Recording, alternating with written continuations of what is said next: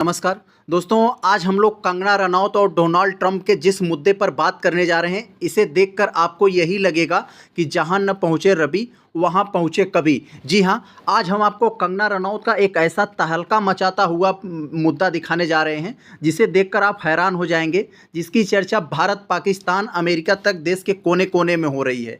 तो चलते हैं, हम लोग ग्रोक एआई के माध्यम से बहुत ही सटीक और निष्पक्ष जानकारी हासिल करते हैं।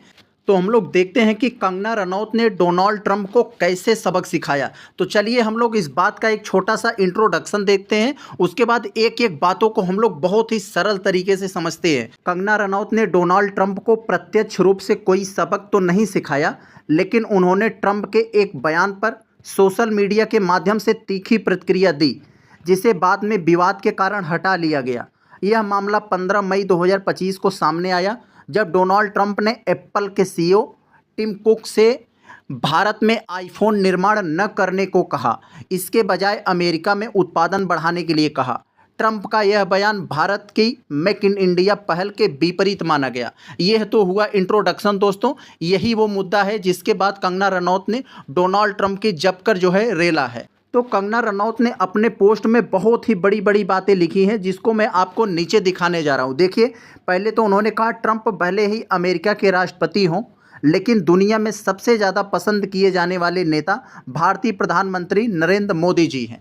दूसरे में बात में उन्होंने कहा कि ट्रंप का यह दूसरा कार्यकाल है, लेकिन पीएम मोदी का यह तीसरा कार्यकाल है।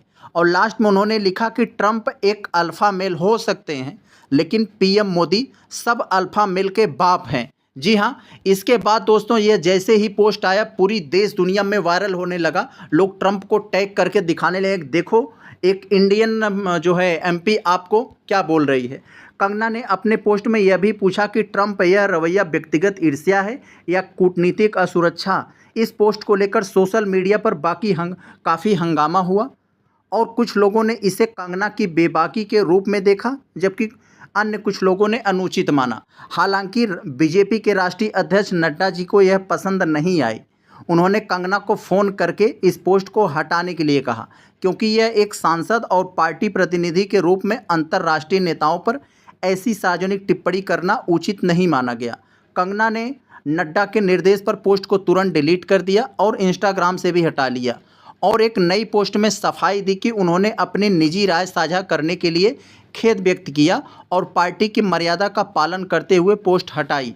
ये तो दोस्तों हो गया, दबाव के कारण ऐसा हुआ। अब यहाँ हम लोग देखते हैं, इसके बावजूद कंगना ने डिलीट किए गए पोस्ट का स्क्रीनशॉट बहुत ही तेज़ी से वायरल हो रहा है और जैसे इसे शेयर करते हुए ट्रंप को लोग टैग कर रहे हैं, जिससे विवाद और बढ़ गया। हिमाचल प्रदेश के पीडब्ल्यू मंत्री विक्रमादित्य सिंह ने भी कंगना रनौत के समर्थन करते हुए कहा कि उन्होंने सही मुद्दा उठाया था, लेकिन उन्हें चुप करा दिया गया। अब दोस्तों ऊपर की कुछ बातों का हम लोग निष्कर्ष देखते हैं कि क्या इस सब में हुआ। कंगना ने ट्रंप को सबक सिखाने की कोशिश अपनी तीखी टिप्पणी के जरिए की, जिससे उन्होंने पीएम मोदी की तारीफ और ट्रंप की आलोचना की। हालांकि बीजेपी के दबाव में उन्होंने यह पोस्ट हटानी पड़ी, जिससे यह स्पष्ट हुआ कि उनकी यह प्रतिक्रिया पार्टी लाइन के अनुरूप नहीं थी। इस घटना ने कंगना की बेबाक छवि को मजबूत किया, लेकिन साथ ही साथ उनकी राजनीतिक सीमाओं को भी उजागर किया। यस दोस्तों ये बात तो बनता है, जिस तरह से डोनाल्ड ट्रंप भारत की भावनाओं को भड़का रहा है, भारत के प्रति उल्टा सीधा बयान दे रहा है। इंडिया पाकिस्तान का वार स्थगित हुआ तो कह रहा है वार हमने रुकवाया, कह रहा है कि इनके बीच जो कश्मीर का मुद्दा है वो हम सॉल्व करेंगे। कह रहे हैं कि ये लोग युद्ध अगर नहीं रोकते तो इनसे हम व्यापार रोक देते।